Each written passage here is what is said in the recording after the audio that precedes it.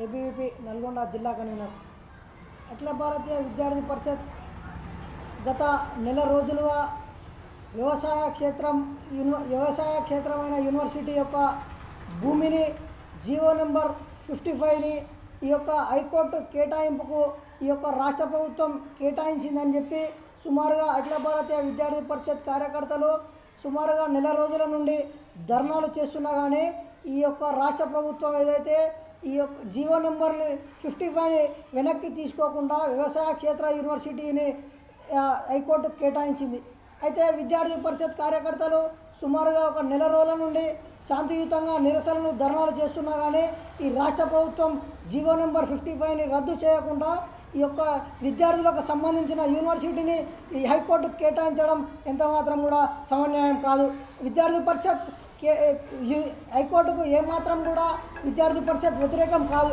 కానీ విద్యార్థులకు సంబంధించిన వ్యవసాయ క్షేత్రం దేశానికే అన్నం పెట్టే ఒక రైతులకు సంబంధించిన యూనివర్సిటీని హైకోర్టు కేటాయించడం సరికాదని అఖిల భారతీయ విద్యార్థి పరిషత్ ఈ రాష్ట్ర ప్రభుత్వానికి విజ్ఞప్తి చేస్తుంది.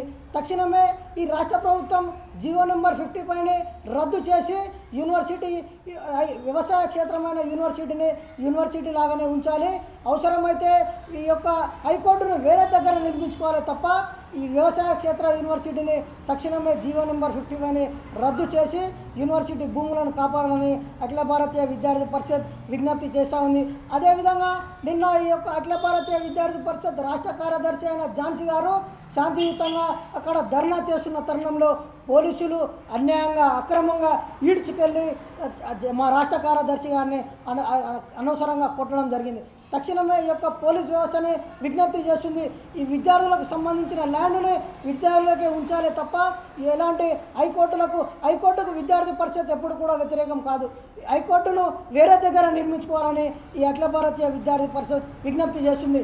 లేకుంటే ఖబర్దార్ రేవంత్ రెడ్డి గుర్తుంచుకో, ఏ ఉద్యమాలతో అయితే తెలంగాణ తెచ్చుకున్నామో ఆ యూనివర్సిటీ ల్యాండ్ల కోసం ఉద్యమాలు చేశానా మళ్ళీ ఆ యూనివర్సిటీ ల్యాండ్ని దక్కించుకున్నది తప్ప విద్యార్థి పరిషత్ మీరు పెట్టే అక్రమ కేసులకు ఏనాడు కూడా భయపడదని ఈ నల్గొండ గడ్డ నుంచి హెచ్చరిస్తూ జై హింద్ జై భారత్. మరిన్ని వీడియోస్ కోసం ఛానల్ ని సబ్స్క్రైబ్ చేయండి. లేటెస్ట్ అప్డేట్స్ కోసం వాట్సాప్ ఛానల్ ని ఫాలో చేయండి. అండ్ లింక్ డిస్క్రిప్షన్ లో ఉంది.